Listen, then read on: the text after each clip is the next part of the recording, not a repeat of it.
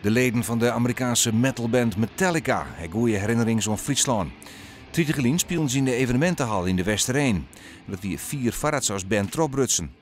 Het wie het eerste en enigste optreden in Friesland, maar het is er altijd bijbleven. Zo vertellen ze in een uniek interview bij Omroep Friesland.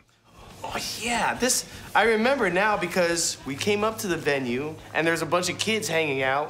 And we just started hanging out with the kids, and someone had a whole case of beer, and we started helping ourselves, and we were drinking with the fans, me, Cliff, and James.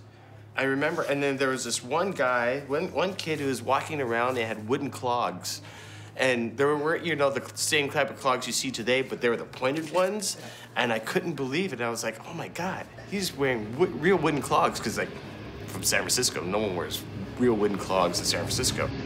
De documentaire Hoe Metallica de Westereen op kop zetten is momenteel bij Omroep Friesland.